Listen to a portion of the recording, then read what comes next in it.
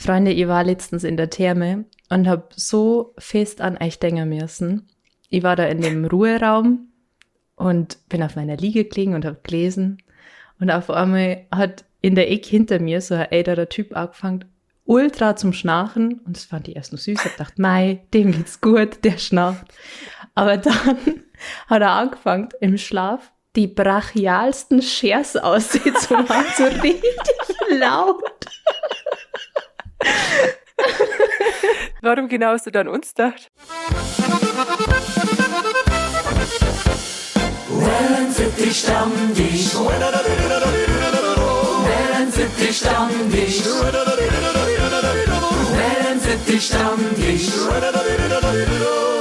Wellensittich Stammtisch. Wellensittich Stammtisch. Und damit herzlich willkommen zur mittlerweile schon 4. Folge vom Wellensittich-Stammtisch. Liebe Wellensittiche, ja, wir nennen euch jetzt einfach so, kommt's klar damit. Wir sind Anja. Servus. Dres. Hi, servus. Und ich bin Verena. Und wir kommen jeden Donnerstag in euren Ohren innen drin. Das klingt so falsch. Sorry. Das ist eine andere Nummer, wo wir das machen. Wir sitzen in euren Ohren. Da müsst ihr woanders anrufen. Naja, wie auch immer, was ich sagen wollte. Merci für euer ganzes Feedback. Diese Körnchen, die ihr uns da seit ein paar Wochen immer wieder hinschmeißt, die schmecken uns richtig, richtig gut. Und da wollten wir uns ganz herzlich bei euch dafür bedanken.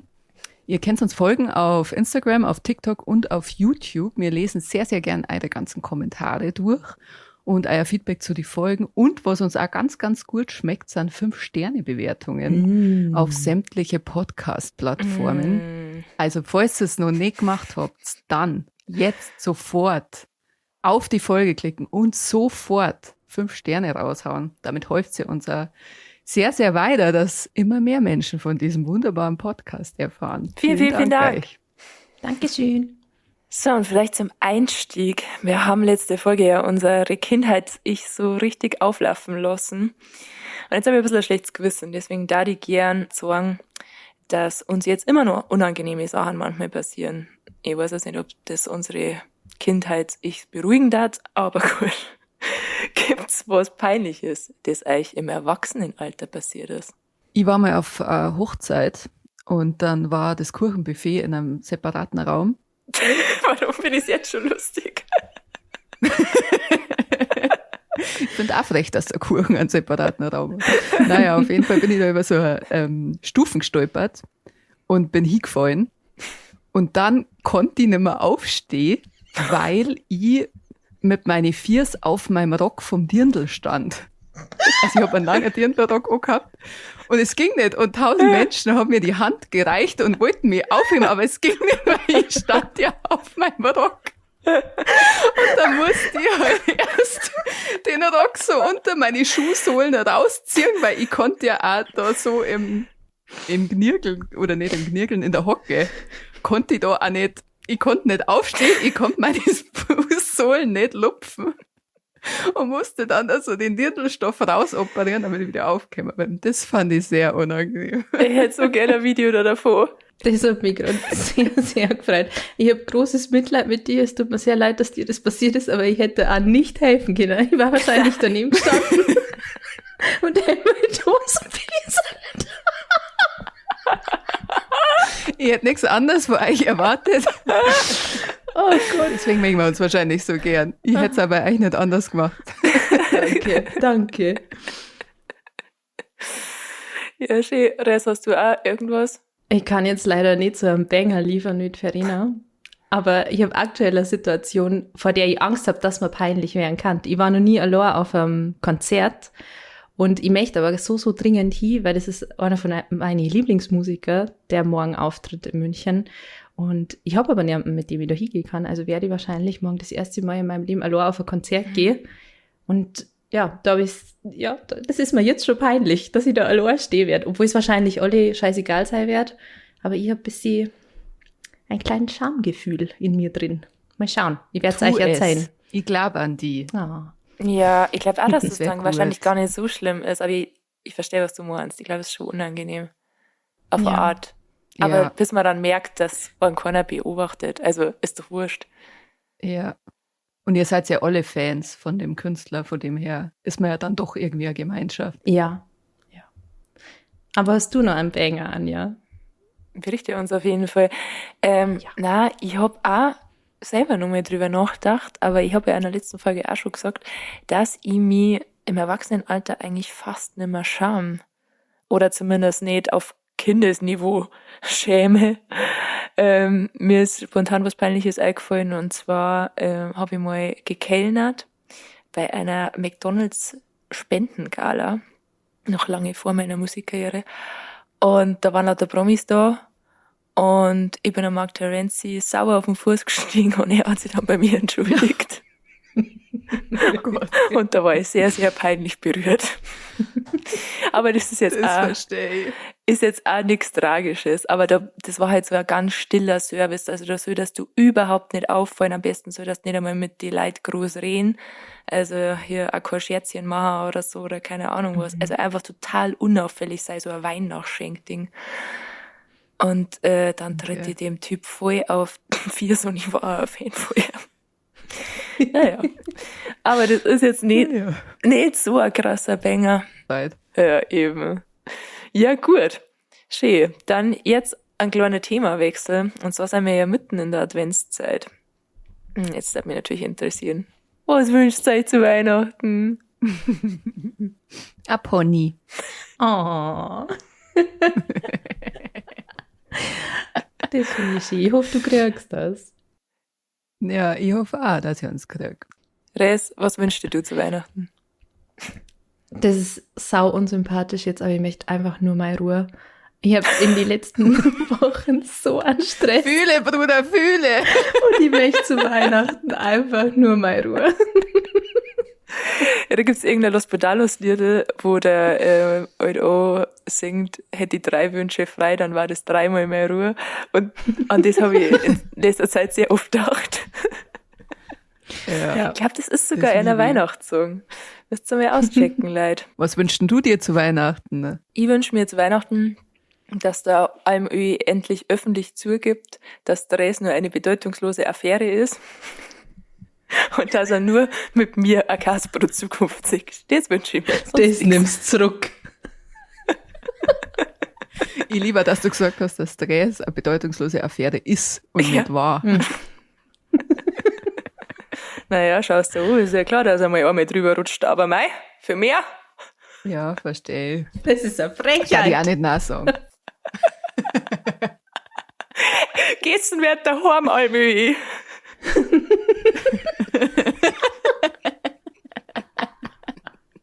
Kasbrot gegessen wird da. Ja, schön, das freut mich. Ich wollte euch an der Stelle auch noch einen Wunschzettel von mir vorlesen. Wie gesagt, ich habe jetzt mein Tagebuch vergessen. Aber ich weiß ihn Gott sei Dank auswendig. Den habe ich mit 12 geschrieben. Und zwar habe ich mir gewünscht, ein Mikrofon, ein Riesentrampolin, dass meine Brüste schneller wachsen. Hey, Hat er dann als Christkindl schnell wachsende Brüste gebracht oder war das dann ein unerfüllter Wunsch? Ich glaube, das ist da 2 Jahre spät gekommen mit dem Thema, aber es kam noch. Also so schnell. Ja, Christkindl haben halt auch viel zum Tor, die können ja nicht jeden Wunsch an jeden Ja. Weihnachten dann gleich erfüllen, Ja. die haben halt auch eine Wartezeit. Ja, dafür habe ich habe ja ein Riesentrampolin und ein Mikrofon irgendwann mal gekriegt. Daher. Ich habe eigentlich alles gekriegt, Ja. ich kann mich nicht beschweren.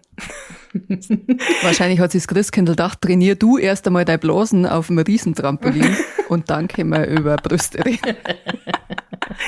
Ja, da ging es ja noch. Ich weiß ja gar nicht, wann das passiert ist. Also irgendwann in meine 20er bin ich mal auf ein Trampolin dann wieder gestiegen, obwohl ich das früher jeden Tag gemacht habe in meiner Jugend. Und habe mir gedacht, oh, bei jedem Springer so, oh nein. Da war ich so mit so einem kleinen Kind drauf, da konntest du nicht sagen, ich gehe sofort wieder runter, versuchst so ein bisschen mitzuspringen, bei jeder Erschütterung kommt wieder ein Tripfel raus. wirklich, ihr solltet das trainieren, meine Freunde. Das ist nicht normal. Das haben viele beim Trampolinspringen. Darfst mir nichts verzeihen. Aber das war nichts, was ich vorher irgendwie gewusst hätte. Also es war keine Info. Ich finde, es war keine Allgemeininfo. Ich bin aufs Trampolin gegangen und es war auf einmal einfach da und ich habe dann mit meinen Freundinnen drüber geredet und die haben gesagt, ja, bei mir ist es auch so. Ja, siehst. Ach ja, schön. Dann würde ich euch gerne fragen, weil ich war noch nicht auf dem Christkindlmarkt, Schande über mein Haupt. Wie viel Glühwein braucht ihr, bis ihr nicht mehr reden könnt? Ich trinke gar nicht so gern den klassischen Glühwein, muss ich sagen. Wenn ich auf den Christkindlmarkt gehe, dann trinke ich meistens so einen Kaba mit Schuss, irgendwie mit Baileys drin oder Rum oder wie auch immer. Und da gelangen 2. Also ich finde, alle heißen Getränke mit Alkohol drin, das ist wie Sekt, das fährt mir sofort in die Füße und in den Kopf und ich denke, es ist Achterbahn. Jetzt mal langsam. Ja, also 2, würde ich sagen. Okay. Du, Vreni? Ja, geht man also mit heiße alkoholische Getränke, dass die schneller reinfahren. Ah ja, ein paar Glühwein gingen schon. Es ist immer nur, also meistens bleibt es nicht bei Glühwein, man kombiniert es ja nur mit Stamperl. Oft. Echt? Also bei unserem Weihnachtsmarkt gibt's immer einen Wintertraum. Das ist auch ein warmer Schnaps. Der schmeckt ein bisschen wie Apfelstrudel und hat halt so ein Sahnehäubchen und Es klingt irgendwie gut, aber es klingt so, als das ein Umbringer. ah, das geht eigentlich. Okay. Aber was mir mal passiert ist, ich war mal mit meiner Sauffreundin Karin bei einem Glühweinstand bei ihr im Dorf. Und ich hab gemeint, weil die schenken da auch einen Orangenlikör aus, der wiederum von der Schnapsbrennerei von meinem Dorf kommt. Boah. Das heißt, ich kannte dieses Teufelsgesöff und der hat den Namen Likör einfach nicht verdient, weil der für einen Likör unnatürlich blind macht. Mir wurde dieser Likör auch schon geben. Dieser Likör. Ja. Dieser Likör ist ja eigentlich, glaube ich, nur dafür gedacht, dass man Leute, die den nicht kennen, damit abfüllt. Ja, liebe Grüße an deine Familie nochmal. Danke, dass ich euch gekriegt habe. Hast du mehr getrunken von dem nah, oder? Doch an deinem Geburtstag sind sie dahergekommen. Das ist ja nur ein Likör. Ja, aber wie viel hast du genommen? Ich weiß nicht, aber weiß das eh. Deine Geburtstage enden doch Okay. immer gleich, dass wir zwar irgendwann noch saubsuffen im Wohnzimmer tanzen, während alle weg sind. Also wer ja ein paar drunter Das ist haben. wundervoll. Naja, auf jeden Fall ist der sehr hinterfotzig, weil erst wärmt er die ganze Zeit so schief von innen und von einem Stamperl auf das nächste bist du komplett out of order. Und dann war ich da in diesem anderen Kaff am Glühweinstand und irgendwas in mir drin hat gemeint, dass ich, weil ich diesen Likör ja kenne, dass ich immun gegen den bin. Ich war aber leider nicht immun gegen den.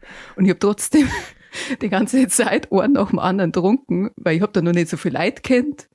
Und dann habe ich die Strategie gefahren, die du, Anja, auch immer sehr gern fährst, nämlich sich in die Herzen von anderen Leuten saufen. Hey, das ist keine Und das wollte Strategie. ich da machen. Das passiert einfach. Und dann habe ich da sehr viel Orangenlikör zum Glühwein dazu getrunken. Mit meiner Sauffreundin Karin, mit der immer sehr viel Räusche passieren. Grüße an dieser Stelle. Ich weiß nicht, warum das immer nur mit der da ist, aber Ich möchte einmal mit der Karin vorgehen. Ja, und ich möchte mal, dass Karin weiß, wie eifersüchtig Anja und ich auf sie sind, weil alles, was wir wollen, ist Verena mal besoffen zum Erleben, so richtig besoffen, weil das ist ewig her, dass du in unserer Gegenwart besoffen warst. Und Karin erlebt die anscheinend dauernd in diesem Zustand und ich find's frech. Ich find's frech. Ich komme hier nur an einen schönen Rausch von der Verena erinnern, Res. Da warst du indirekt dabei, weil du warst halt an dem Abend mit uns im Lobo in Waldkirchen. Grüße gehen raus nach Niederbayern. Und ich hatte da einen Auftritt oder im Nightlight, ich weiß gar nicht mehr. Vielleicht war es im Nightlight. Ist ja wurscht. Auf jeden Fall Grüße nach Niederbayern.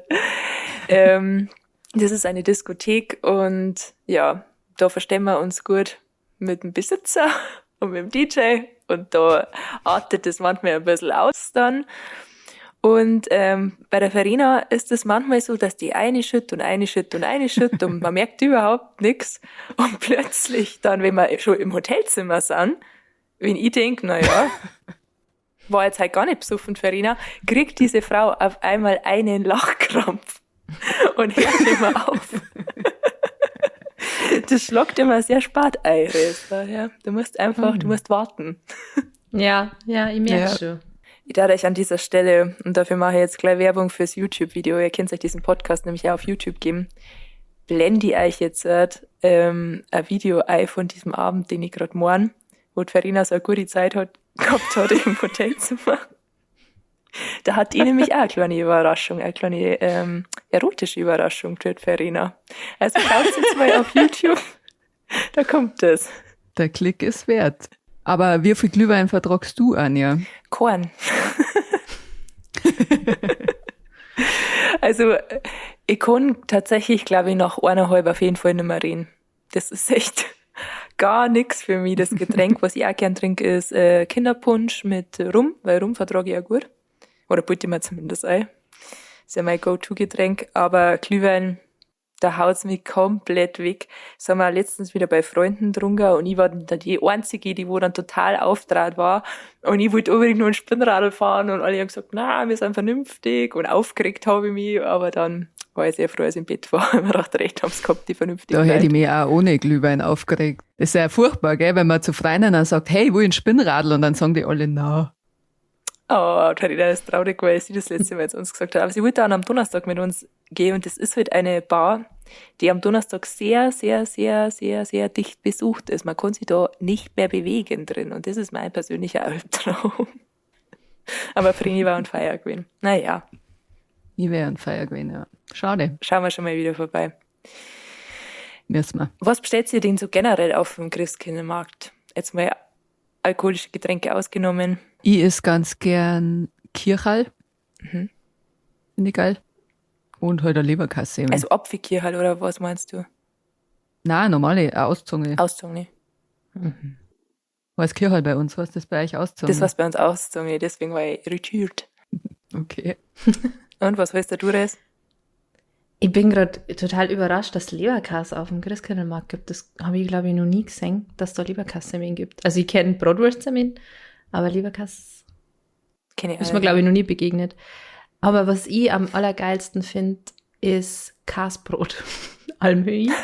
Ich bin die Richtige für die nämlich. Es gibt so einen Stand auf dem Christkindlmarkt, auf den ich gern gehe, wo so ein riesiger Käseleib ist und der wird mit so einer Wärmelampe angestrahlt und dann wird der geschmolzene Käse auf ein Scheiben Brot runtergezogen mit so einem Messer und da dann Pfeffer drauf und Preiselbeermarmelade. Was will ich mehr? Nix. Das klingt richtig geil. Das ist mega geil, ja. Aber was bestellt sie die Psuffni, Res, ist die Frage. Ja. Ihr müsst nämlich wissen, liebe Wellensittiche, dass Dres sehr lang vegan gelebt hat, aber dass es eine kleine Ausnahme gegeben hat, und zwar immer dann, wenn sie einen Saurausch gehabt hat, weil dann ist sie nämlich auf Malle die XXXL Bratwurstsemmel bestellt worden. Ja. Und da gibt's immer nur ein legendäres Foto, wo sie einen Händelhut aufhat und diese mit der Bratwurstsemmel in der Hand, das war schön. Das war wirklich schön, ja. Es ist sie einmal sehr, sehr vehement beschwert worden, als wir nach dem Saufen Salamitoast gegessen haben, Anja und ich. Und sie kriegt keinen, es kriegt keinen. Und dann haben wir ihr einen gemacht. Und sie hat sich am nächsten Tag wieder beschwert, dass sie keinen gekriegt hat. Und es kam dann raus, sie hat den Salamitoast auch nicht gegessen. Nein, er lag hinterm Bett, weil sie war nicht mehr fähig, den zu essen. Ich hab die Hälfte gegessen. Davon gibt's auch Fotos von diesem abbissenen Salamitoast. Aber ja, so wie du mir da beschreibst mit diesem Händelhut und der XXL-Bratwurst, genauso kannst du mich auf dem Christkindlmarkt antreffen. Nach 2 Kaber mit Schuss stehe ich da, halbe Meter Bratwurst in der Hand und bin einfach nur glücklich. Das passt leider nicht, also ja, meine Moralvorstellungen werden da ausgeschaltet, sobald Alkohol diesen Körper berührt. Das ist ein bisschen bedenklich und ich finde es auch echt nicht gut, aber was möchtest du machen, gell? Ja, an der Stelle habe ich gerade auch wieder dran gedacht, dass mir mein Bruder einfach das Jahr 14 eine Salami gestohlen haben, die er gewonnen hat. Die hat er im Verena einfach weggenommen. Er hat es mal freiwillig gegeben. Freiwillig, ihr wisst es alle. Verena hat zugeschlagen und der Bruder von der Anja hat's gewusst. Und Verena klaut. Man muss sagen, die Salami war sehr geil zur nächtlichen Brotzeit. Gell? Da habt ihr ja auch profitiert, sowas nicht. Ja. Und wir haben ihm die restliche auch am nächsten Tag dann wieder zurückgegeben. Die angeschnittene halt. Aber es war immer noch sehr viel. Aber wie sie dann einfach den restlichen Abend mit der Salami in der Bar gestanden ist, das müsst ihr euch bildlich vorstellen. Ich habe sie behütet in meinen Armen. Ja. Das ist so schlimm. Wenn wir da dabei sind, dann ich gerne noch eine andere Geschichte erzählen. Und zwar, wir haben es ja gerade schon gehabt von Verinas Geburtstage. Der letzte Geburtstag, auf dem wir gemeinsam waren. Da waren wir quasi die Schlusslichter, die heimgegangen sind. Und es gab ein Riesenbrezen auf deinem Geburtstag, Verena. Das war sehr schön. Und von dieser Brezen haben wir uns eine Wegzehrung mitgenommen. Die war belegt, muss man nur sagen. Ja, genau. Also so ein Riesenbrezen und da war halt Salat und Käse und Wurst und Tomaten, Eier, alles Mögliche war da drauf. Und Anja hat die Brezen sehr, sehr vehement verteidigt gegen uns. Jedes Mal, wenn ihr Verena auf dem Heimweg ein bisschen zu nahe gekommen ist, hat Anja angefangen zum Beinen. aber ein bisschen ein aggressiver Hund. Nicht so ein bisschen wow. Das war schon, da war Hass dahinter. Ja.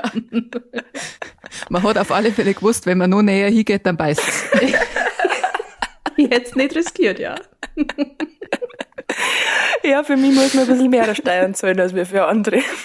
Aber wir sind ein bisschen abgekommen vom Thema. Ich Ja, möchte gerne es tut wissen, mir was du snackst auf dem Christkindlmarkt, Anja.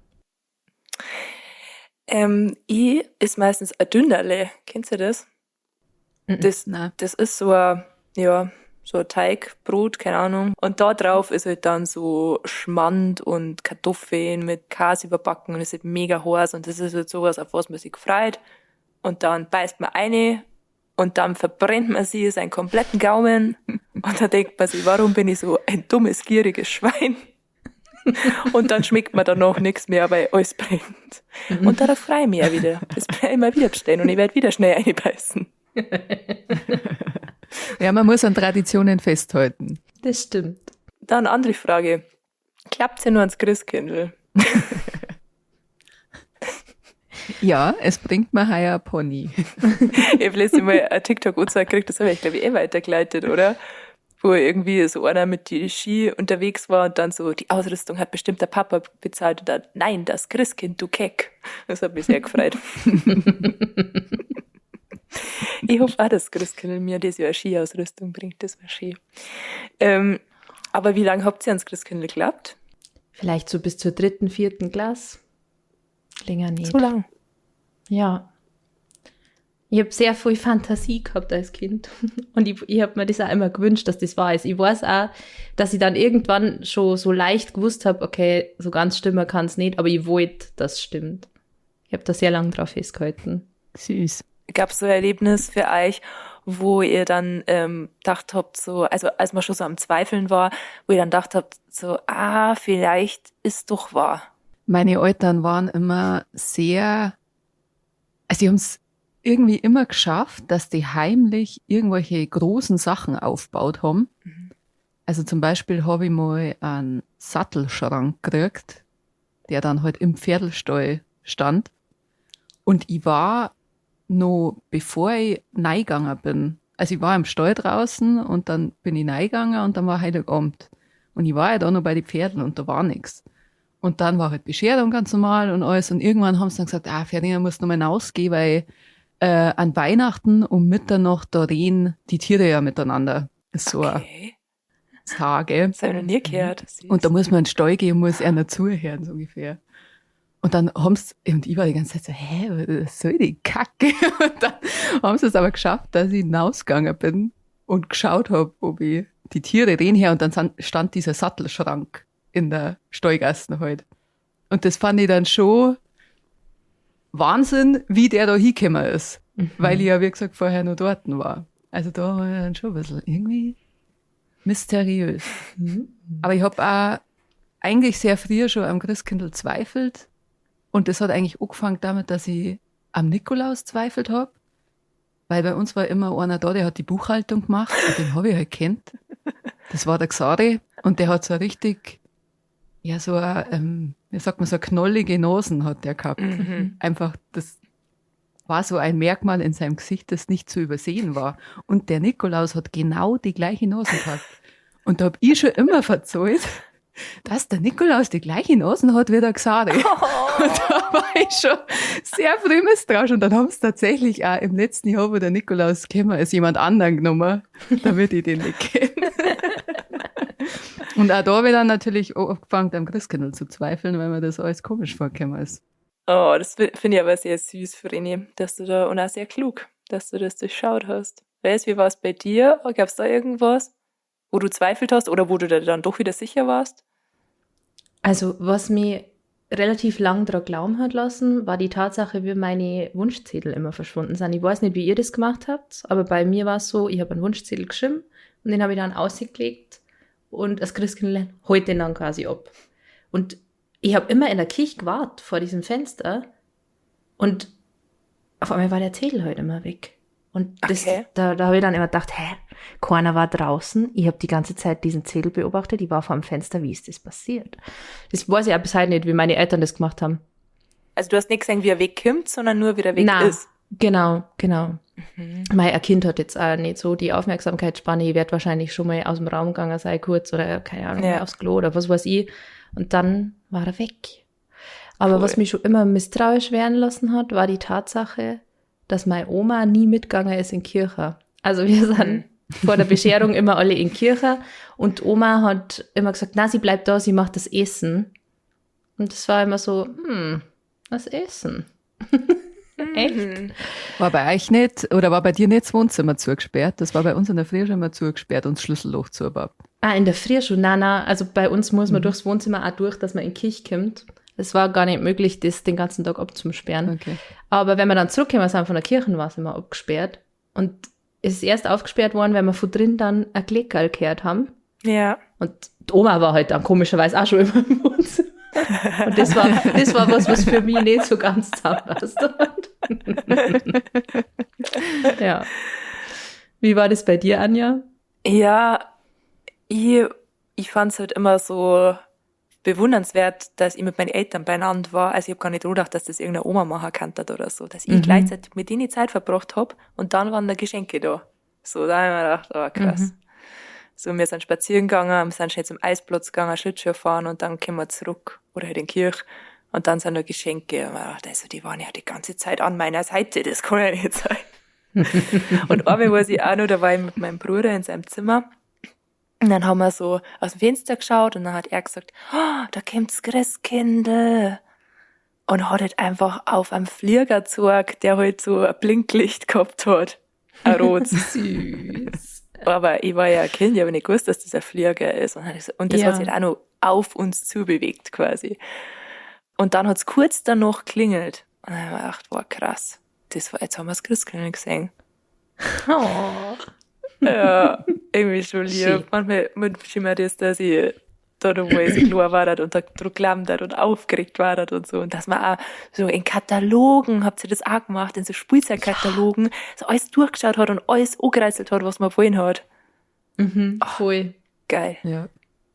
Das war so ein bisschen so wie man sich das immer, ich glaube, es war der Traum von jedem Kind im deutschsprachigen Raum mit deutschem Fernsehen, dass man mal bei dieser einer Show mitmachen kann, wo man dann am Ende durch den Supermarkt darf und sie alles in seinen Einkaufswagen rein da kann. Ja. Ja. Oh. So hat sich wie so ein Katalog für mich Das auch war angefühlt, weil es war ja die Möglichkeit quasi, dass wenn ich das angreiße, dass es das dann das Christkindl auch bringt. Ja. Was ist für euch so das Beste an Weihnachten? Also kann jetzt früher oder aber auch jetzt sein. Dass einfach Pause ist. Dass anscheinend so eine stille Übereinkunft der Menschen gibt, dass man sie an Weihnachten in Ruhe lässt. Und dass man da keine E-Mail schreibt und dass man da einfach sein Maul hält und jeder ist einfach für sich oder bei seinen Leid oder egal wo. Es ist einfach mal kurz Pause. Das finde ich schön. Das finde ich gerade richtig schön. Das hast du richtig schön gesagt gerade, ja. Das ist ja das, was sie Therese auch zu Weihnachten wünscht. Ja. Genau. Ich glaube, deswegen finde ich das gerade so schön, weil man denkt, ja, wann endlich? Ich muss sagen, das Beste an Weihnachten ist, ich bin halt auch einfach ein verfressenes Arschloch, gell? Aber das Beste an Weihnachten ist für mich, wenn die Gäste weg sind und man das Essen, was übrig ist, zum Abendessen snacken kann. Das finde ich das Beste. Unsozial ist er halt auch noch. Hätte, wenn die Gäste weg sind. Er teilt nicht sehr gern sein Kasbrot. Na, Ich merke schon. was ist bei dir, Anja? Also, was bei mir halt leider nicht ist, ist, dass eine Ruhe ist in der Musikbranche. Es ist leider an Weihnachten keine Ruhe in der Musikbranche. Da schreiben wir trotzdem Veranstalter. Ich muss trotzdem was dran tatsächlich. Ich muss Promo dran für meinen Abschiedssong. Aber klar, trotzdem Heiligabend kommt man schon mal runter. Und was für mich das Allerbeste an Weihnachten ist, sind natürlich die Weihnachtsbänger. Wie Stille Nacht.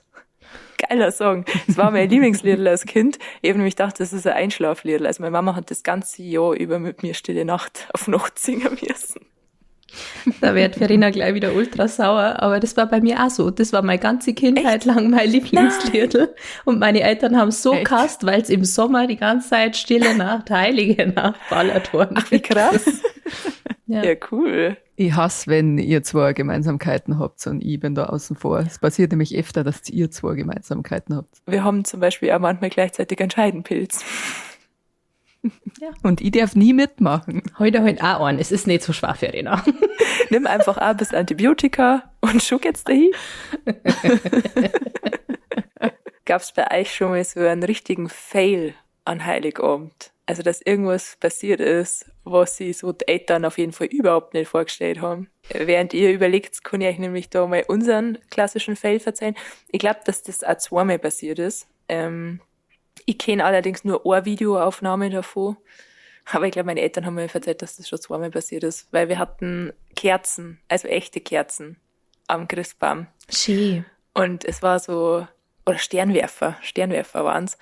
Und wir sind so eine in den Raum und es war voll schön, weil die Sternwerfer und Musik und Bescherung und keine Ahnung was. Und auf einmal hört man so, wie meine Mom sagt, du Prinz! Und dann hat einfach das Puppenbett, das sie mir schenken wollten, brennt. Nein. Oh, Scheiße. Oh Gott. Vielleicht habe ich das Video nur, dann blende ich das jetzt auch gleich ein. Ja. Oh, das war super. Wie traurig warst du? Gar nicht, weil ich war noch so klar, das hat mich noch, Okay. das habe ich noch gar nicht kapiert, glaube ich. Okay, gut. Gab es bei euch auch mal irgendwie sowas? Bei uns gab's in der Kindermetten immer einen Engelschor, wo eigentlich alle Mädels aus dem Dorf, so alle Kinder halt mitgesungen haben. Und wir haben alle so Kerzen in der Hand gehabt, mit zwar schon mit so einem Schutz drumherum quasi, mit so einem Plastikkachel irgendwie, so Stabkerzen. Und es war aber trotzdem so, dass wir ja alle Engel waren. Wir waren, hallo Meißenberger, wir waren als Engel verkleidet quasi, also wir haben alle so ein weißes Gewand da gehabt und halt Flügel. Und alle, die halt lange Haare hatten, haben die extra halt vorher eingeflochten gehabt, damit die dann schön wellig runtergingen. Und da wir alle Kinder waren und alle Kerzen in der Hand hatten, haben da jedes Jahr Haar brennt. Immer. Also irgendwann hat's immer gestunken und man hat immer gewusst, okay, jetzt brennt er wieder irgendwelche Haare. Jetzt brennt wieder ein Kind. Oh Gott. Ist das schlimm? Das hat gerade eine Erinnerung freigeschalten bei mir, weil wir haben im Kindergarten so einen riesigen Adventskranz gehabt. In der Mitte, so auf Kinderaugenhöhe ist der gehängt, in der Mitte vom Raum, mit so riesige Stumpenkerzen. Und ich weiß, dass dort Anna irgendwann einfach mal brennt hat in der Früh. Weil wir haben die Kerzen, also wir haben immer gemeinsam die neue Kerzen angezündet, wenn es halt Montag war, nach dem Adventssonntag, und haben halt gesungen. Und Anna ist mit ihrem Wollpulli, ich weiß noch genau, wie der ausgeschaut hat, die hat so einen selber gemachten Wollpullover auch gehabt, wo auch so ein Weihnachtsmuster drauf war. Und die ist einfach zu nah hingegangen an den Adventskranz und die Kindergärtnerin hat davor schon immer gesagt, Anna, geh weg von die Kerzen. Auf einmal hat Anna brannt. Das war richtig schlimm. Weil das, also die Wolle, das war auch so, ich weiß nicht, das hat sofort alles brannt. Also das war nicht so bisschen, sondern es war sofort alles in Flammen. Also sie hat sich hoffentlich nicht weh, oder? Na, es hat alles passt. Wir haben es dann, es ist auch wild. Wir haben sie dann, aber das muss man, glaube ich, auch machen, in der Decken eingewickelt und am Boden gewurzelt, damit es aufhört zum Drehen. Also es klingt alles sehr lustig, aber es war sehr dramatisch. Also das war, ja. Das glaube ich. Ja. Ja, ich glaube, so LED-Kerzen sind schon eine gute Erfindung. Ja, auf jeden Fall. Auf jeden Fall. Besonders im Kindergarten. Ich darf nur einen Weihnachtsfail erzählen, gern, wenn ich darf. Ja, gern. Das war ein Heiligabend. Wir waren in der Kirche und haben gesungen und wir hatten unseren Hund dabei. Und es war alles sehr andächtig. Alle Lichter waren aus, nur Kerzen waren an. Und wir singen so unsere Weihnachtslieder und auf einmal steht unser Hündin Lia auf und speibt einfach. Ist einfach aufgestanden und hat uns vor die Füße gespielt. Und ja, ich glaube, das ist alles, was man über unsere Gesangskünste sagen muss. Dann sind wir heimgegangen. Naja. Was ja auch Fails sein können, sind ja Geschenke. Und deswegen kommen wir jetzt zu unserer wunderschönen Kategorie. Die 3 Besten, die 3 Schlimmsten. Die 3 Besten, die 3 Schlimmsten. Leck mich fett in Fressen. Und zwar, da die heute gern von euch wissen, was waren die besten 3 Geschenke, die ihr jemals gekriegt habt oder verschenkt habt und die 3 schlimmsten Geschenke, die ihr jemals gekriegt oder verschenkt habt. Und muss jetzt natürlich auch nicht Weihnachten sein, kann auch allgemein sein. Frini, leg gern los. Okay. Ich starte bei den 3 besten Geschenke. Auf Platz 3 der besten Geschenke ist ein Geschenk, das ich gekriegt habe. Ich habe es sogar da. Ich möchte es euch sagen. Ja. Und zwar habe ich 2 sehr gute Freundinnen, die heißen Anja und Red. Oh. Und die haben mir mal ein T-Shirt geschenkt. Und zwar dieses. Beschreib's für unsere Zuhörer. Ja, mach ich. Es ist ein T-Shirt mit einem Pferd drauf, das in so Regenbogenfarben ist und mit Sternen drumherum. Und es steht drunter Pferdefreund, Pferdtrainer. Und ich weiß nicht, wie das passiert ist. Keine Ahnung. Aber ich bin auf einmal zum Pferd geworden in dieser Freundschaft. Ich war nicht mehr die Vreni, ich war dann irgendwann das Pferd oder Pferdi. Wenn ich Sport mache, bin ich Sportpferd. Wenn ich joggen gehe, bin ich das Rennpferd. Naja, wie wir gibt sehr rausgefunden viele haben, bist du Variationen. jetzt anscheinend halt ein Resttyp. Haariges Viech. Ich hab gemeint, wegen der Pferdefresse, aber gut. Dazu muss man die letzte Folge kennen. Das stimmt wohl. Ich hoffe, ihr habt zumindest nicht wegen Pferdefresse gekriegt. Na, auf gar keinen Fall. Ja, da wird man die eigentlich nur ärgern mit dem Geschenk. Das ist schön, dass du das zu schätzen gewusst hast. Ja, ich hab's immer noch. Es ist schon ein paar Jahre alt und sehr ausgewaschen. Naja, Das freut uns. dann auf Platz 2 der besten Geschenke ist ein Geschenk, das ich selber verschenkt habe. Über das haben wir heute sogar kurz schon geredet. Weil Dres und ich, wir haben eine sehr gute Freundin, die heißt Anja. Und der haben wir Unterhosen geschenkt mit unseren Gesichtern drauf. Ja. Und wir fanden das ein sehr würdiges Geschenk. Ja. Das hat Ja. mich sehr gefreut, tatsächlich. Gut. Gut so. Und ich finde es auch schön, dass du die tatsächlich tragst. Also das ist eigentlich das Beste dran. Ja. So nämlich. Und das überhaupt beste Geschenk Ja. ist auch ein Geschenk, was ich verschenkt habe. Weil Dres und ich, wir haben eine gute Freundin, die heißt Anja. Und die hat eine Fischphobie. Nein, das sagen wir hier nicht. Ihr Wichser.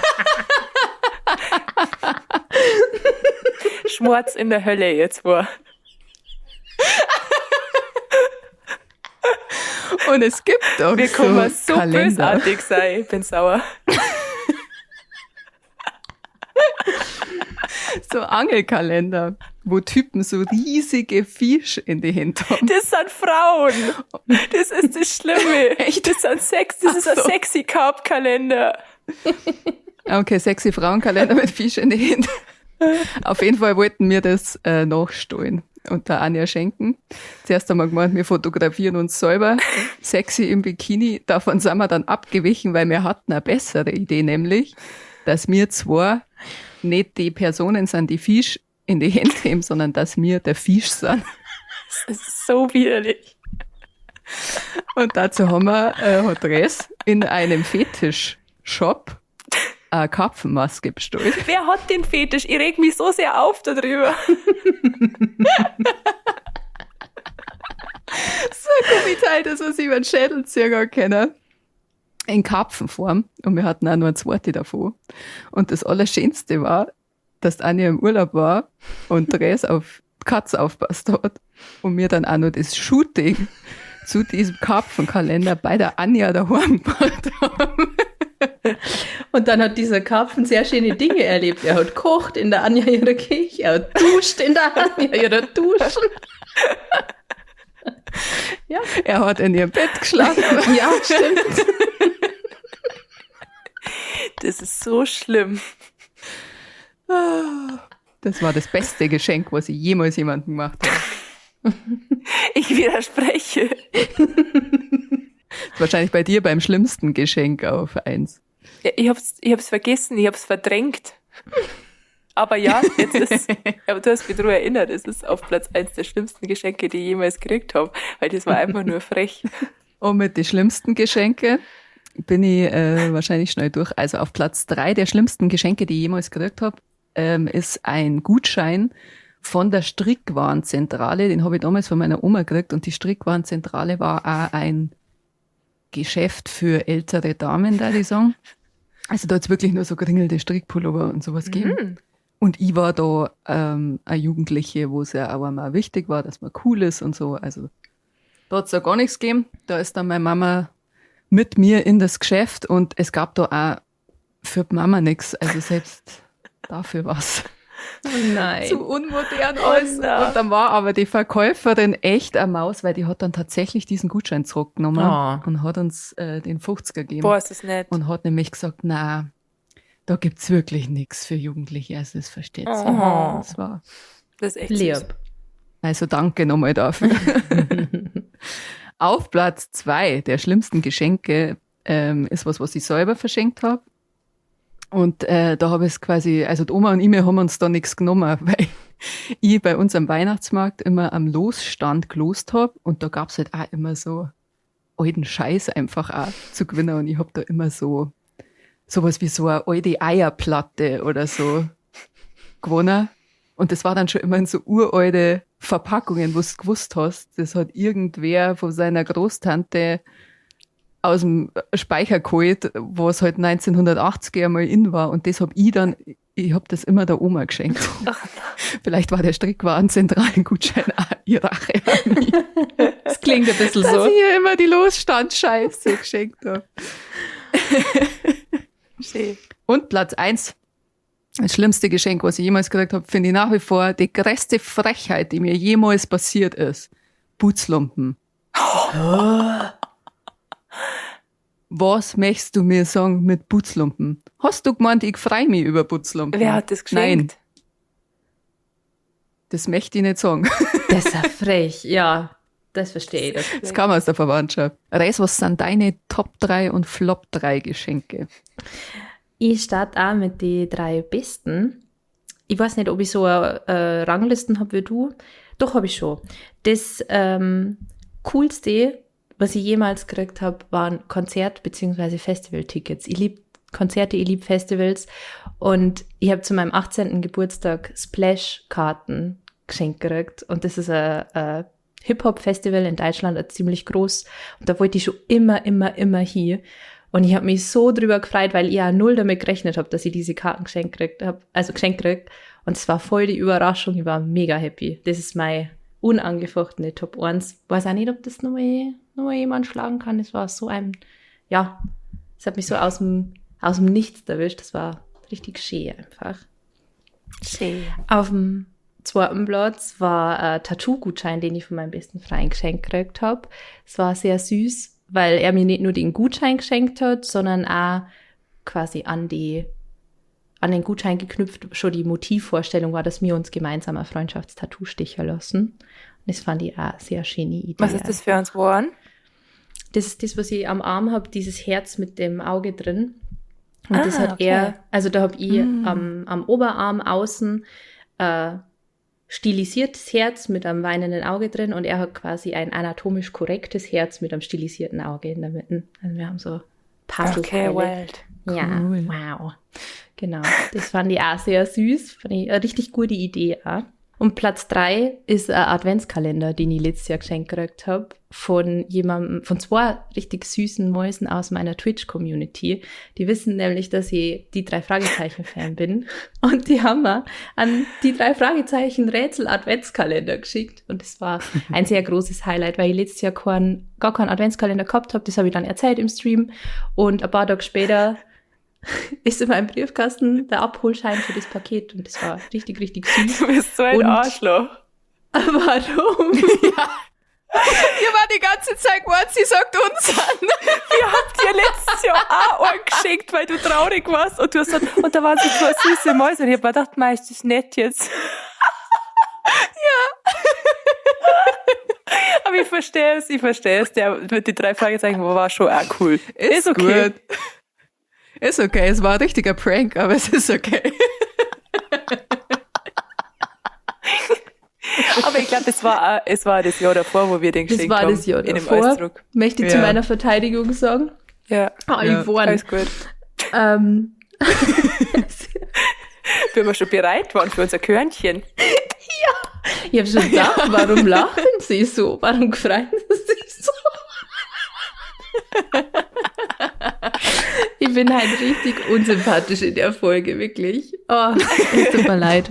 Jetzt sage ich mal, war das ich, Folge 4 und jetzt die Hüllen fallen. Ja, schön. Wir machen mal einfach schnell weiter mit meinen 3 Schlimmsten, weil also ich kann hier nicht mehr gewinnen.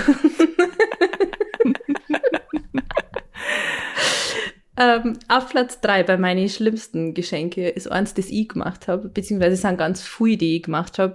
Ich war als Kind sehr uninspiriert und habe sehr oft meine Eltern einfach nur Gutscheine für irgendwas geschenkt und dafür möchte ich mich hiermit ausdrücklich entschuldigen. Ich hoffe, ihr findet die Gutscheine niemals und löst sie ja niemals ein, weil dann muss ich ziemlich oft Rasenmann und Fenster putzen und da habe ich wenig Lust drauf, sagen wir es mal so. Aber das tut mir sehr leid. Ich finde generell Gutscheine immer so schwierig, aber vor allem, wenn es halt so Sachen sind wie, da ramme ich dann einmal das Wohnzimmer auf. Ganz bestimmt.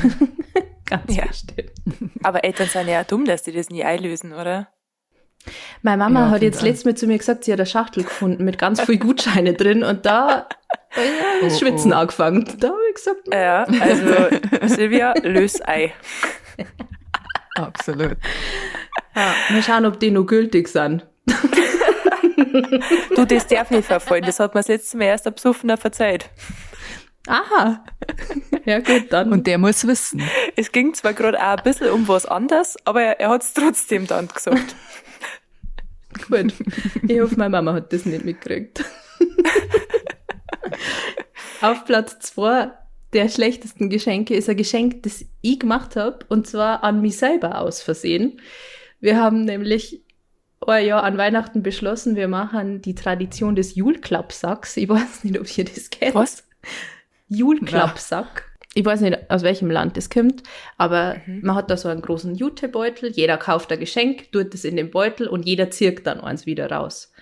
Und ich habe mein Geschenk in diesen Beutel getan und habe natürlich auch mein eigens wieder gezogen. Es war an sich kein schlechtes Geschenk, aber es war einfach ein bisschen, naja gut, dann hast du halt das, was du da eigentlich da hast. Das war ein Lasch, so ein Geschenkset von Lasch. War, glaube ich, ein Badebomben drin oder Seife und ein Duschgel. War schon okay, aber es war halt auch ein bisschen so, ja, toll. Irgendwie hat das keiner bedacht, dass man da ja auch sein eigens wieder rausziehen kann. Und auf Ja, Platz nett. 1, ja, ganz nett. Auf Platz 1, da möchte ich mich auch nochmal bei meiner Mama entschuldigen. Das ist nämlich ein Geschenk, das ich ihr gemacht habe. Und das ist mir auch so peinlich noch im Nachhinein, weil ich total vergessen habe, für meine Mama ein Weihnachtsgeschenk zum Kaufen. Und mir ist dann am 24. Dezember eingefallen, scheiße, du hast nichts für deine Mama. Und dann habe ich meinen Papa abbettelt, dass er mich noch schnell in den Supermarkt fährt, damit ich irgendwas kaufen kann. Und in dem Kaff, wo ich wohne, wo ich aufgewachsen bin, hat es bloß einen Supermarkt gegeben und der hat bloß so eine Mini-Chibo-Abteilung gehabt, wo es irgendwas geben hätte können. Und dann habe ich ihr so eine räudige Chibo-Uhr für einen Zehner gekauft und habe ihr die geschenkt. Und meine Mama, der absolute Engel, der sie ist, hat die auspackt und hat sie gefreut und hat sie nicht ankennen lassen. Ob's, also das wahrscheinlich gedacht hat, naja, weiß ich jetzt nicht, so viel Gedanken hat sie mein Kind da nicht gemacht. Aber ja, das ist mir immer noch unangenehm. Weil ich finde, gerade Mütter, die tragen ja das Größte dazu bei, dass das Weihnachtsfest so schön ist. Und ich finde, gerade die haben es einfach verdient, dass man das ein bisschen würdigt und denen dann auch was Schönes schenkt an Weihnachten. Und da, habe ich ein schlechtes Gewissen immer nur im Nachhinein. Ja, das fühle ich sehr. Ja, es tut mir leid, Verena, aber Dreis und ich haben nicht nur Scheidenpilze und hängende Augen gemeinsam, sondern auch ein paar Punkte überschneiden sie doch schon wieder. Ihr nervt's. Aber wir haben auch gemeinsam, dass wir dich lieben. Oh, hast du das gehört, Verena? Ja. Ach ja. Also, bei mir, der besten Geschenke, die ich jemals gekriegt habe, weil da darf ich jetzt nicht sagen, dass ich irgendwelche nicht sauguten gemacht habe, die wo jetzt eine sind. Also, nicht, dass ich schlecht schenke, Gott bewahre. Aber ich möchte trotzdem uneigennützig. Ich bin nicht hier Eigenwerbung machen, gell? Und deswegen, was ich gekriegt habe, auf Platz 3. Ich habe nie Taschengeld gekriegt. Und deswegen waren Geburtstage und Weihnachten sehr wichtig für mich, damit ich wieder horten kann am Bargeld, weil ich Bargeld sehr, sehr verehrt.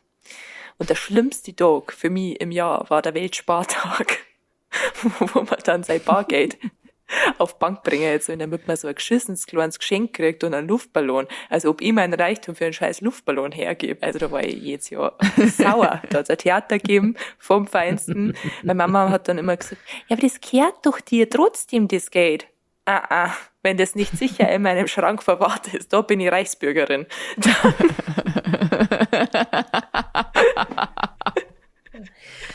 Dann zählt das überhaupt nicht. Naja, daher habe ich mich selber Geld gefreut.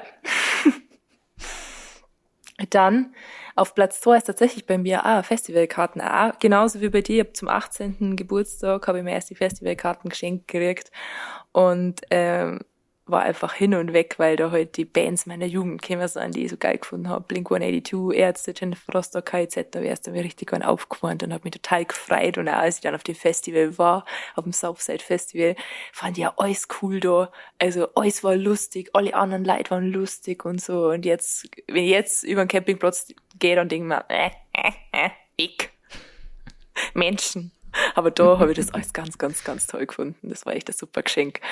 Und auf Platz 1, das war kein Geburtstag, es war auch nicht Weihnachten, aber ich kann mich nicht erinnern, dass ich einen Gegenstand in meinem Leben so sehr geliebt habe wie das. Und zwar ist das mein E-Piano. Das habe ich mit 8 gekriegt, sind wir zusammen ins Musikgeschäft gegangen und dann hat meine Mama mir erzählt, dass ich dann gesagt habe, das nehmen wir. Der kleine Scheiße entscheidet darüber, dass die Eltern jetzt 800 € zahlen. Aber das war dann schon am ersten Abend, wo das bei uns daheim war, ich habe noch gar nicht Klavier spielen können, habe ich mich den ganzen Abend damit beschäftigt und es gibt echt wenig auf dieser Welt, wo es mir so viel Spaß macht wie Klavier spielen. Und mittlerweile habe ich mir jetzt, weil ich jetzt ja doch eine professionelle Musikerin bin, die einen sagen so, die anderen sagen so. Aber habe ich mir gedacht, ich gönne mir jetzt mal ein richtig, richtig gutes E-Piano und jetzt spiele ich das andere nicht mehr und ich habe ein richtig schlechtes Gewissen und ich glaube, ich muss jetzt auch ein bisschen leiser reden, weil es ist nur in der Nähe. Also dieses E-Piano war wirklich das Beste, was ich jemals gekriegt habe. Schön. Und zu den schlimmsten Geschenke. Da fällt mir passend zur Zeit ein Adventstreffen noch ein. Also das ist nicht mir selber passiert, aber das hatte ich mit meinen Freunden noch vor ein paar Jahren. Und wir haben uns alle gegenseitig Geschenke schon mal mitgebracht. Und es hat aber jeder erst Weihnachten halt öffnen sollen. Und ich weiß nicht, wie wir auf das Thema gekommen sind, aber meine Freundin Mia hat dann irgendwann gesagt, hoffentlich, oder sie findet Geschenke scheiße, die so sind wie so Winkekatzen oder sowas. Also mit sowas kannst du überhaupt nichts anfangen. Das ist ja ein totaler Schmarrn. Und dann ist meine Freundin Jasmin schon ein bisschen kasig geworden. Und dann hat's mir als wir kurz allein waren, gesagt, dass der Mia ihr Geschenk eine Winkelkatze ist, dass sie ihre Winkelkatze verpackt hat. Und sie dachte, dass Mia so ein Mensch ist, der das lustig findet. Das war sehr unangenehm. Aber was für ein Zufall, oder? Ja. Oh Gott. Ja, also Jasmin hat das Thema auch nicht angeschnitten oder so. Also das war echt weird. Naja, meine persönlichen Plätze. Und da hätte ich zum Beispiel jetzt auch eben die Gutscheine gehabt. Mit einmal bügeln oder so. Da hoffe ich auch nach wie vor, dass Staubsaugen nie eingelöst wird. Aber ich nenne jetzt was anderes, damit wir uns nicht überschneiden. Und zwar kriege ich regelmäßig getragene Mützen von Fans geschenkt. Also die vorher selber aufgehabt haben. Eine Fansine hat auch mal gemeint, ja, ich mag das halt, wenn ich was herschenke, was vorher mir gehört hat. Und in dem Moment, versteht's mir nicht falsch, denke ich mir immer, ist das lieb. Aber wenn man darüber nachdenkt, ist das eigentlich so unhygienisch und kreislig. Und jetzt denkt sie vielleicht übertreiben, aber ich habe erst letzten Samstag wieder eine geschenkt gekriegt. Echt? Warum schaust du so da verloren aus? Nein, er wollte mit meiner Mützen tauschen. Alles gut. Ach so. Aber das meine ich ja, also Ja, war's halt. im ersten Impuls, ja, also mir graust ja auch nicht von meinen Fans an sich, aber irgendwie getragene Mützen verschenken ist doch irgendwie nix. Naja, macht's weiter. Ich freue mich doch trotzdem, ihr merkt es schon. Dann auf Platz 2 habe ich, als ich 18 war, meinem Freund 5 Kollega-Alben brannt. Und weil ich da so ein Fan war von dem Rapper. Und ich habe mir gedacht, dass das ganz, ganz, ganz sexy war, wenn ich da vorher so Nikolaus die Sus anziehen darf und damit ein sexy Shooting machen darf. Und hab das halt quasi dann so vorne und hinten eintun in die CDs, aber der hat halt Weihnachten bei sich daheim gefeiert und hat das halt vor seiner Mama und seinem Stiefvater aufgemacht. Und da hat er nämlich ein Ei genommen. Unangenehm. Und auf Platz 1 der schlimmsten Geschenke, die ich jemals geschenkt habe, und da geht's mal mit dir raus, das war auch so, da habe ich irgendwie auch nicht gewusst, was ich herschenken soll. Ich glaube, da war ich 13. Und mit 13 hat man halt auch nicht viel Geld. Und dann muss man sich das alles aufteilen, dass man halt alle was schenkt und keine Ahnung was. Und dann war halt nicht mehr so viel Geld über. Und dann habe ich meinem Papa eine Rasiercreme gekauft. Und der nimmt nicht einmal eine Rasiercreme her. Und ich weiß noch, wie er das so gespannt aufbackelt hat. So, ja, was ist denn da drin? Und dann war es eine Rasiercreme und dann ist so viel gestorben in seinem Gesicht. Oh nein. Oh. Das tut mir so leid. Ich weiß gar nicht, ob er das überhaupt noch weiß, aber es tut mir so unfassbar leid. Nachhaltig. Das war wirklich das schlechteste Geschenk, das ich jemals gemacht habe.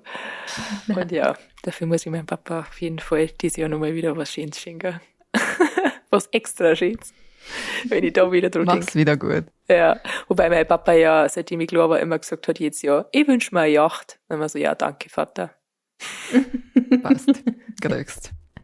Ich würd so lieben, wenn's eines Tages dir das leisten kannst und ihm einfach eine Yacht hinstellst. Ja, davon träume ich auch noch.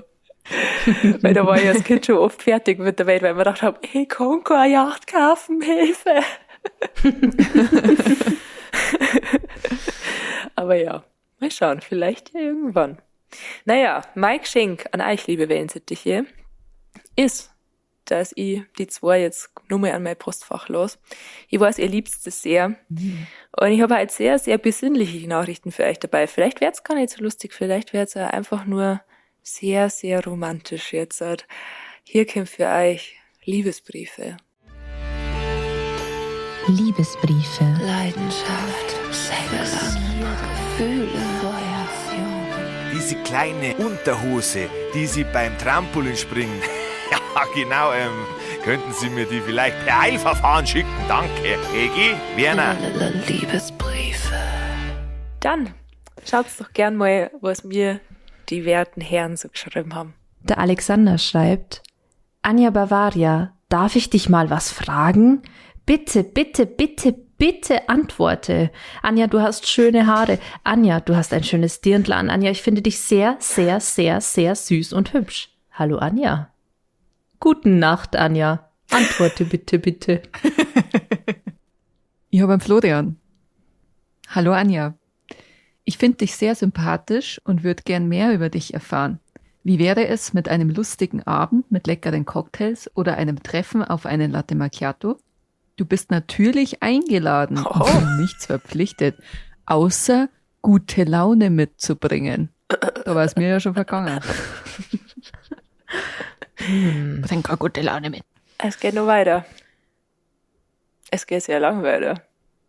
Es ging über mehrere Tage.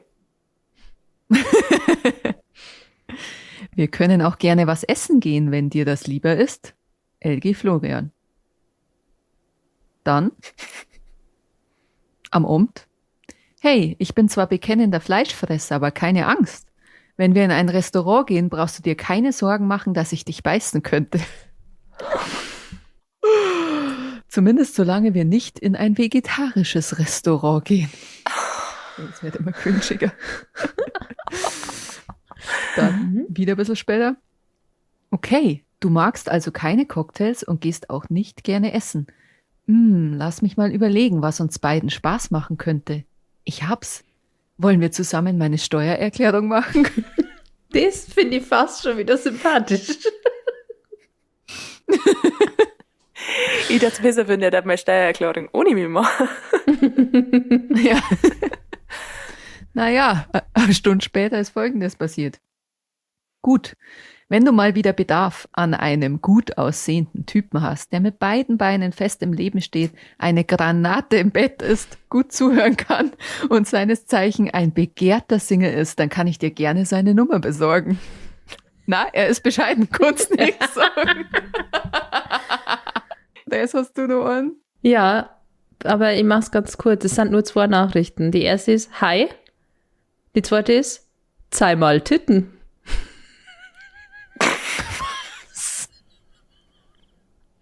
Und ich finde, Ach so, ja, wenn es mir so fragst. höflich nachgefragt, kannst du nichts sagen. Schön. Was Ähnliches? Der bayerische Dialekt macht dich sehr sexy. Stöhnst du auch auf Bayerisch? Ih. Ich habe das, als ich die Nachricht damals gekriegt habe, auch schon in meiner Story thematisiert, weil ich habe mich dann auch gefragt, wie man auf Bayerisch stöhnen soll. Und Ja. ich habe einfach geraten, dass vielleicht so klingt.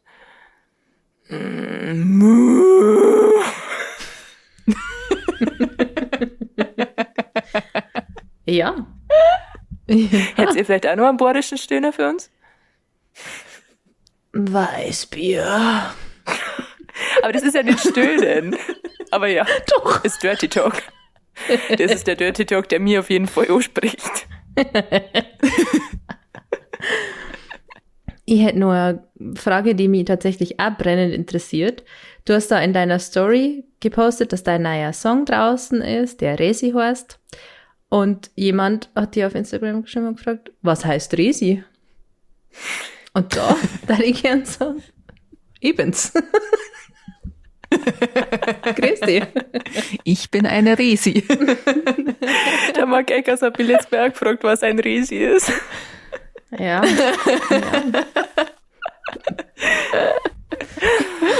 Geile Alte. Hey, du wunderschöner Engel. Könntest du dir vorstellen, dich in sexy schwarzen High Heels auf Skype vor der Cam zu zeigen? Müsstest dich dabei auch nicht ausziehen oder so und dein Gesicht musst du natürlich nicht zeigen, wenn du das nicht möchtest und würdest auch 100 € dafür bekommen. So nämlich. Ach, da ist der 100er letztes Mal hergekommen, Anja.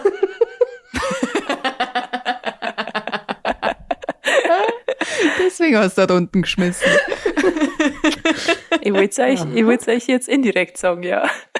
Meine nächste Nachricht war, hallo, kann ich wichsen auf Ihre Bilder? Sie haben nichts dagegen. Und da möchte ich sagen, wie können Leute nur glauben, Romantik ist tot? Das ist doch, also, was willst du mehr? Ich finde es gut, dass er mich gesiezt hat, wenigstens. Ja, Ja, Respekt ist da, kannst du nicht sagen. Ja, auch dass er vorher gefragt hat, weil das interessiert mich natürlich brennend. Ich hab nur einen. Und zwar, hi, lustig heute oder morgen in echt für mich von einem Pferd, in Klammern Hengst, ficken zu lassen? What? Hey, ich hab mir gedacht, weil Weihnachten ist, nehme ich echt so richtig besinnliche Nachrichten halt mit. Wow, na schön. Das ist krass. Das ist ja übel. Bäh. Wie man drauf, also erstmal, what the fuck? Und dann zum Denken, ich habe diese Gedanken, die sind nicht in Ordnung, aber ich frage mal jemand anderen, den ich nicht kenne, vielleicht ist die ja dabei. Das, also, Ja. na, Vielleicht schön. haut's ja hin. Ja, Bäh. widerlich. Das einzige Pferd, von dem ich mich ficken lasse, ist Verena. Und das ist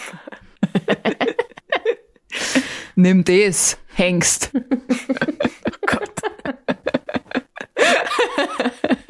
Ich habe auch noch was Wundervolles, das mich sehr gefreut. ja. Du bist ein Hässlon. Deine Stimme ist ekelhaft.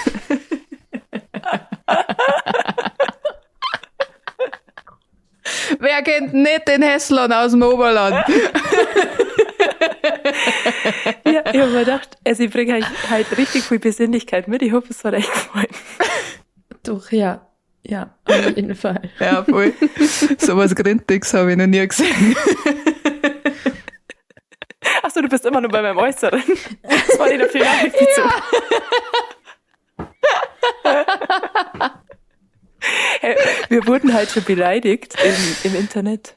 Da wollte uns schon jemand fertig machen und hat halt irgendwie sowas aufgezählt, was an uns schier ist, aber er hat nicht gesagt, also was für er seiner Meinung nach an uns schier ist, aber er hat nicht gesagt, wen er damit genau meint von uns drei. Und er hat auf jeden Fall über eine geschrieben, dass sie dicke Lippen hat. Und ich hab mir gedacht, oh mein Gott, vielleicht meint er mich für das Kompliment. Wir werden ja alle drei größere Lippen haben, also von dem her. Er hat auf jeden Fall einer von uns Darf man drei nicht auch sagen. ein Kompliment gemacht und, weil wir haben ja alle drei natürliche Lippen, also ich weiß jetzt nicht, was soll man jetzt mit der Info? Ja gut, Leute. An dieser Stelle, da die sagen, wir haben's wieder für heute, oder? Wir wünschen euch ein wunderschönes Weihnachtsfest. Lasst euch auf jeden Fall nicht ärgern. Ich habe eine gute Taktik bei Familienfeiern.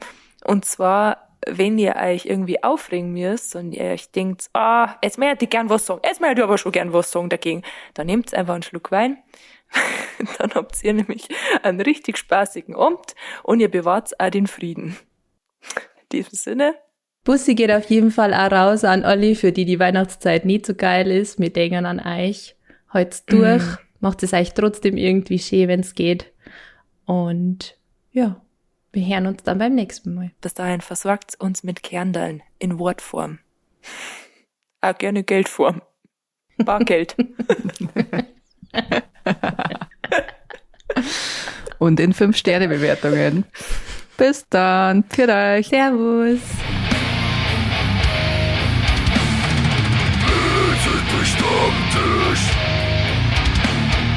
Am jeden Donnerstag.